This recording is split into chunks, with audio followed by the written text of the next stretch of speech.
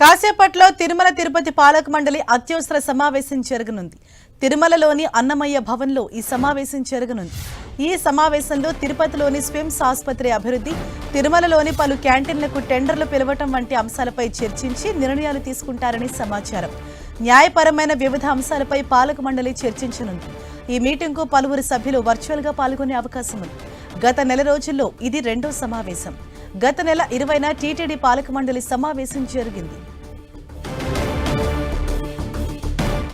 మరి కాసేపట్లో టీటీడీ పాలక మండలి సమావేశం జరగబోతోంది. ఈ సమావేశంలో పలు కీలక నిర్ణయాలు తీసుకునే అవకాశం ఉన్నట్లు తెలుస్తోంది. ఈ సమావేశానికి పలువురు వర్చువల్గా పాల్గొననున్నారు.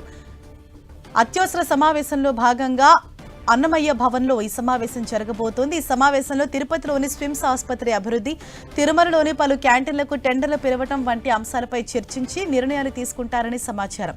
అలాగే న్యాయపరమైన వివిధ అంశాలపై పాలక మండలి చర్చించనుంది. ఈ మీటింగ్కు పలువురు సభ్యులు వర్చువల్గా పాల్గొనే అవకాశం ఉంది.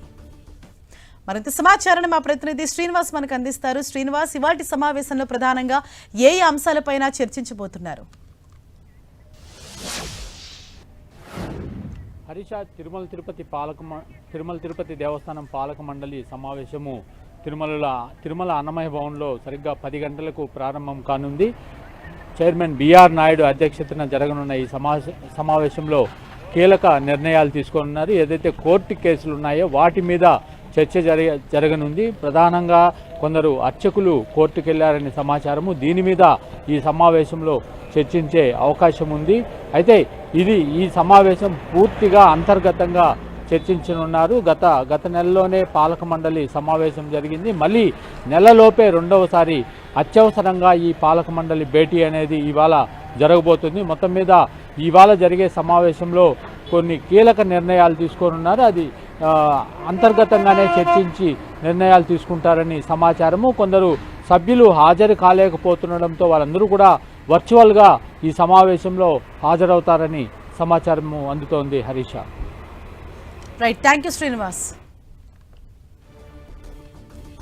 ఇది మరి కాసేపట్లో అంటే 10 గంటలకి టీటీడీ పాలక మండలి అత్యవసర సమావేశం జరగబోతోంది. న్యాయపరమైన వివిధ అంశాలపై పాలక మండలి చర్చించి కీలక నిర్ణయం తీసుకొనుంది. అలాగే పలు క్యాంటీన్లకు టెండర్లు పిలవటం, మరోవైపు కొన్ని కీలక నిర్ణయాలు కూడా ఇటువంటి సమావేశంలో తీసుకునే అవకాశం కనిపిస్తోంది. మరోవైపు ఈ మీటింగ్కు కొంతమంది వర్చువల్గా హాజరయ్యే అవకాశం ఉంది. పలు క్యాంటీన్లకు టెండర్లు పిలవటం వంటి అంశాలపై కూడా ఇవాల్టి సమావేశంలో చర్చించి నిర్ణయం తీసుకోనున్నారు.